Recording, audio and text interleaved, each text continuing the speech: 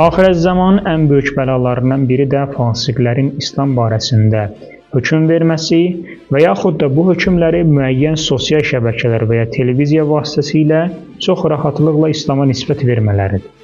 Baxın, diqqət edin, İslamın müqəddəs hökmlərindən biri olan hicab məsələsində bu fasiqlərin çıxartdığı hicab qadağası Allahla müharibədən başqa bir şey deyildir.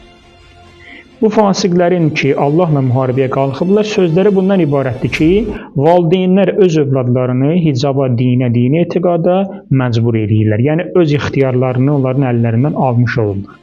Halbuki bu belə deyil.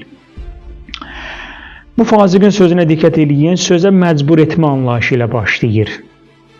Deyir ki, valideynlər öz övladlarını hicaba və dinə, dini etiqada məcbur edirlər. Hicab və ya niqaba qalanda. Çox rastlaşmışıq biz ki, övladlar öz istəkləri ilə bağlamırlar onu. Ata dinin yolunu tutub ananı məcbur edir və ya ananın özü keçir o hicaba, niqaba. Və keçdiyinə görə də ata dinin yolundadır deyə 13 yaşından da səhv eləmirəmsə qızlar, yoxsa 9 yaşından və övladını da məcbur edir. Biz buna belə bir cavab veririk ki, dində məcburiyyət yoxdur. Yəni, la ikraha fi din anlayışı sənin kimi kafiri gətirib müsəlman edən zamandır. Yəni, sən öz ixtiyarınla müsəlmançılığı qəbul etməlisən. Amma sən indi ki, müsəlman oldun, sən məcbursan Allahın əmrinə itaat edəsən. Sən öz ixtiyarınla deyə bilmərsən ki, mən hicab taxmıram ya namaz qılmıram. Allahın əmrinə itaat edən müsəlman, Allahın əmrinə itaat edəməyən isə sənin kimi fasiqdir. Allah Teala bu fasiqlərin barəsində ki, xəbər bəyan edirlər, hökm çıxardırlar. Bunların barəsində belə buyurur. Buyurur ki, Əuzu billahi minəşşeytanirracim. Ya eyyuhəl-ləzīnə əmənu, in cəəkum fəsiqun binəbəyin fətəbəyyənu. Ey iman gətirənlər, əgər bir fasiq sizə xəbər gətirsə, onu araşdırın. Ki, məbada bilmədən bir dəstəyə ziyan verəsiniz və sonra etdiyiniz əməldən peşman olasınız.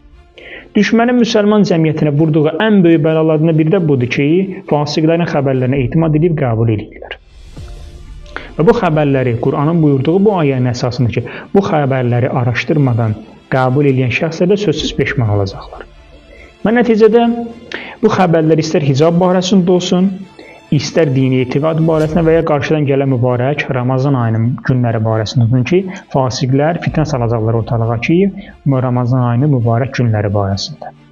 Ki, axirət zamanda, nəticədə budur ki, axirət zamanda müsəlman cəmiyyəti öz dinini fasiqdən yox, həqiqi din sahibi olan ədalətli şəxsiyyətlərdən öyrənməlidir ki, bu şəxsiyyətlər həqiqətən də İmam-ı Zaman Əccələllahu Teala fərəcəmun müqəddəs hədəflərinə xidmət göstərirlər. Vəssalamu aleykum və rəhmətullah.